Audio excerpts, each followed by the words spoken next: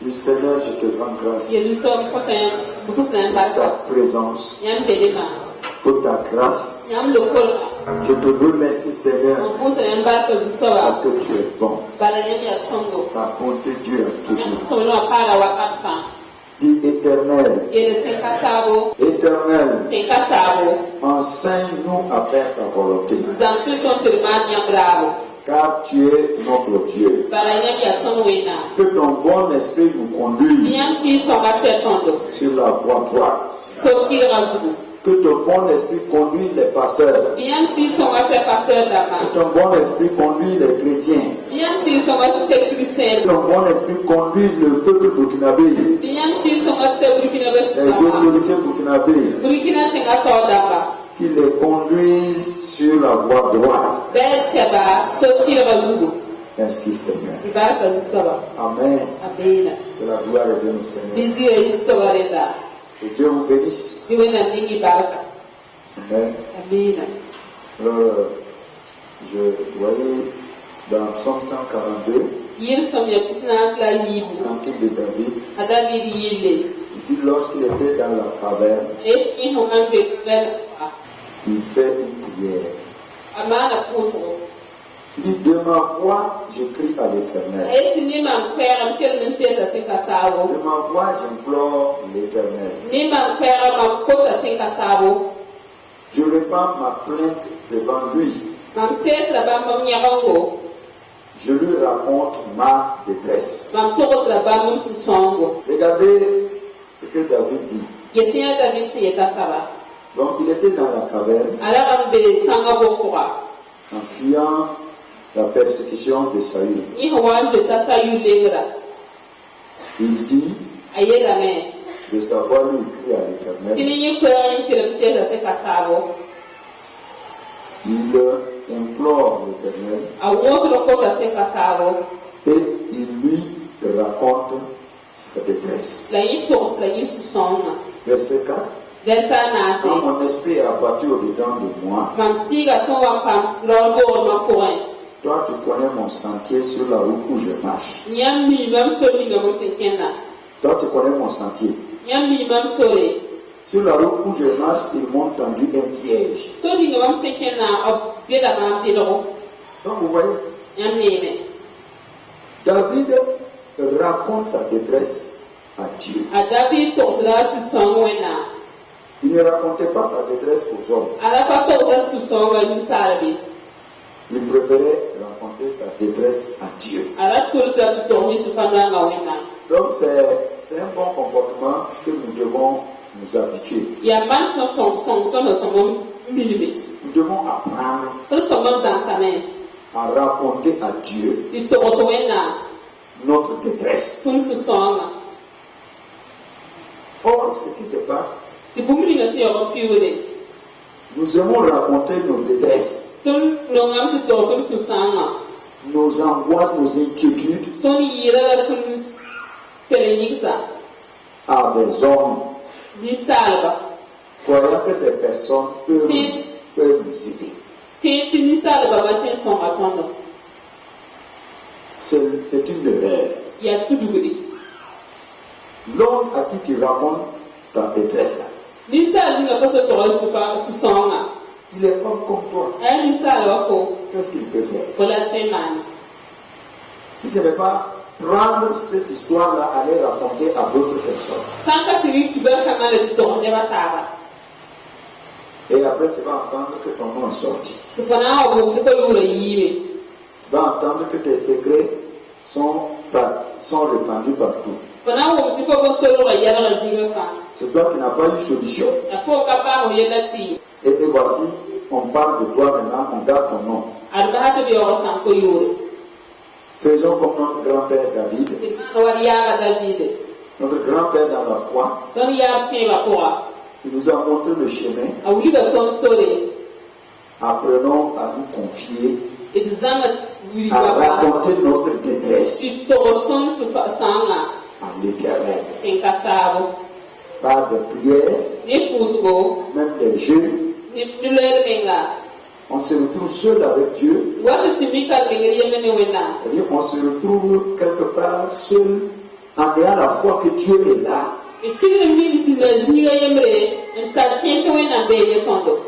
Et on l'invoque. On parle, on explique notre problème. On explique ce qui nous fait mal. En ayant la foi que Dieu est là et qu'il nous entend. Tu as compris? C'est ce qu'il faut faire. David faisait comme ça. Et nous connaissons la fin de sa vie. La fin de sa vie a été heureuse. Ce qui est important, ce n'est pas le commencement. C'est la fin. Si tu finis bien, tu es heureux. Si tu commences bien et ça termine mal, à quoi ça sert tous les efforts que tu as faits? Ce qui est important, c'est la fin. Et pour avoir une bonne fin, il faut que tu te confies en l'Éternel. Il faut que tu lui dises tes détresses. Dis-lui tes détresses. Dis-lui tes problèmes. Si ton mari te fatigue, il faut tout le temps dire à Dieu, critiquer ton mari, explique à Dieu les comportements de ton mari et dis-lui clairement, vraiment ça me fait mal ce que mon mari fait là, voilà.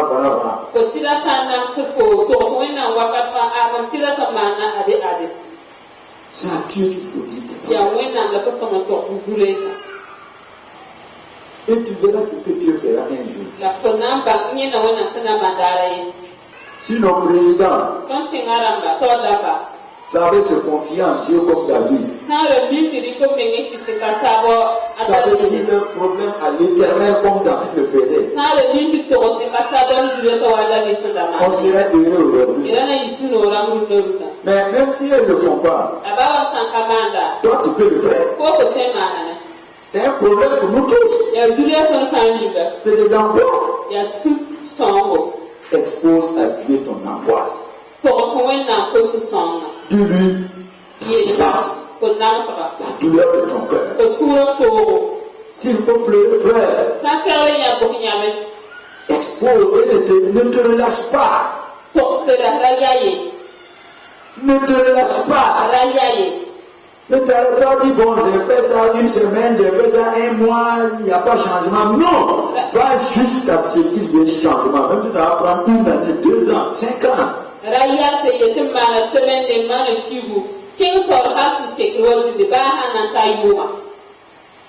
même si tu as fait une semaine, pendant une semaine, tu as prié, tu n'as pas vu changement. Tant que tu ne vois pas le changement, continue à dire ton problème à Dieu.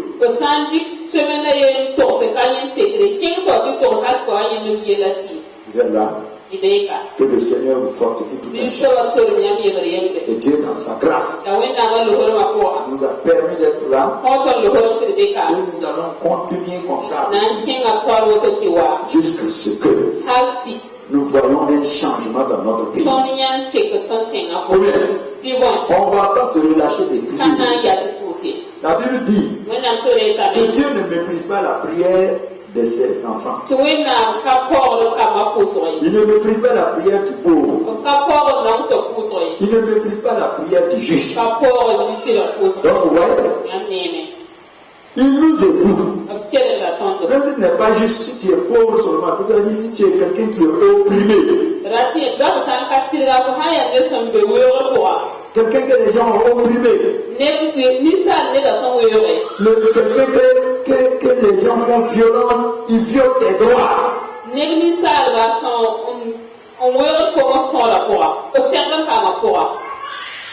Si malgré cela, tu cries, tu exposes ton problème tout le temps à Dieu, l'Éternel viendra à ton secours. Il est un Dieu qui écoute la prière. Je veux que vous sachiez une chose, il n'écoute pas seulement la prière du chrétien. Il dit qu'il écoute la prière du juste. Il écoute la prière du misérable. Il écoute la prière du pauvre. Et il écoute la prière de quiconque, qui qu'il soit, qui l'invoque là. Lui, il répond. Quiconque. Même si tu es un féticheur, même si tu es un musulman, si tu invoques l'Éternel, si tu invoques Jésus, il te répondra. Il te répondra. Si tu invoques le Saint-Esprit, il viendra. Le problème de foyer que tu vis là, même si tu es musulman, tu es une femme musulmane, ton mari te maltraite, si tu invoques Jésus, si tu invoques le Saint-Esprit, si tu invoques l'Éternel, le Dieu créateur, tous les jours, tu vas voir ce que Dieu fera dans ton foyer. David dit à Dieu, je me confie et je lui raconte tous mes détresses. Raconter à un homme tes détresses, ça ne va pas changer quelque chose. Et écoute, on ne dit pas à quelqu'un, prie pour moi et puis toi tu dors. Jamais. Jamais. C'est toi qui vis dans les problèmes. C'est à toi de prier fort. L'autre ne vit pas ce que toi tu vis. Que chacun de nous se lève dans la prière. Amen. C'est toi qui connais ton problème. Peut-être toi, tu es assis, tu dors et puis tu dis à quelqu'un, priez pour moi, hein, ça ne va pas dans ma vie, priez pour moi, priez pour mon foyer, priez, mon frère. Les autres vont faire une prière de 5 minutes parce qu'ils ne souffrent pas ce que tu souffres. Mais tout le reste là, c'est toi qui dois prier, c'est toi seul qui vis le problème. Si tu ne te lèves pas, ta situation ne va pas changer. Prière de quelqu'un ne va pas changer comme jour.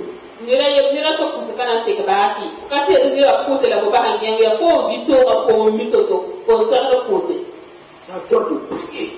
Présentement. Même si on dit aux Ivoiriens, aux chrétiens ivoiriens de prier pour nous les Burkinabés parce que ça ne va pas. Ils ne vont pas prier fort. Parce que ce que nous on vit là au Burkina, là, eux ne vivent pas ça. Ton problème de foyer, pourquoi tu dis ça aux gens? Les gens peuvent faire quoi? Dis à l'Éternel, prie, expose à Dieu, c'est lui seul peut changer ton problème de foyer.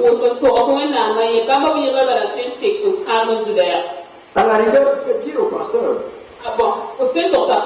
Mais quand tu dis ça au pasteur, il ne peut que t'encourager. Et puis prier, c'est tout. Est-ce que lui il peut changer? Mais lui il ne peut même pas prier parce qu'il a trop de sujets, lui aussi il a ses problèmes. Donc, il va prier pour toi, mais c'est peut-être, il va seulement dire Seigneur, ah, voici le problème d'un tel, et puis c'est fini, il a oublié même. Il a oublié même que tu es venu même le dire parce qu'il a d'autres problèmes. Mais donc c'est à toi qui vis la chose là, c'est toi qui ne dois pas laisser Dieu se reposer. Il y a beaucoup de problèmes. Comment lui il va laisser lui ses problèmes et puis prier pour toi son temps? C'est impossible, ça n'existe pas. Ça n'existe pas. Personne ne peut faire ça. Même Jésus quand il était sur terre, vous ne pouvez pas faire ça. C'est maintenant qu'il est en esprit là-bas, au paradis là-bas, qu'il arrive à intercéder pour nous. Mais sur la terre là, chacun de nous doit prier pour sortir de la maladie, de la misère, du péché, des problèmes dans lesquels il est. Les femmes mariées, c'est toi qui sais comment ton mari est. C'est à toi de prier jour et nuit jusqu'à ce que ton mari change. Quand il ne change pas, continue. C'est toi qui vis. Tout ce que ton mari fait là, c'est toi seul qui souffres ça. Qui d'autre souffre? Même si tu vas dire ça à ta mère, elle va t'encourager. Elle ne peut rien changer. Et si elle t'a encouragé, dès que tu es levé parti là, elle a oublié ton problème, elle aussi elle a ses problèmes. Que l'Éternel vous bénisse. Que l'Éternel fasse de vous des hommes et des femmes de prière. Donc, comme David, confions nos problèmes à Dieu. Lève tes mains. Et dis Seigneur, c'est à toi que je me confie. C'est toi qui peux nous délivrer. C'est toi qui peux nous sauver. C'est toi qui peux nous délivrer. C'est toi qui peux nous relever la tête. Relève notre tête. Amen. Dis avec moi, à celui qui nous a aidés, nous a délivrés de nos péchés par son sang, qui a fait de nous un royaume, le sacrificateur pour Dieu son Père. À lui soit la puissance et la gloire. Car notre été immolé est digne de recevoir la puissance, la richesse, la sagesse, la force, l'honneur, la louange et la gloire. À celui qui est assis sur le trône, à nom de Dieu, soit la gloire, l'honneur, la force et la puissance au siècle des siècles. Adorons l'Éternel notre Dieu. Ô excellent Père, nous t'adorons.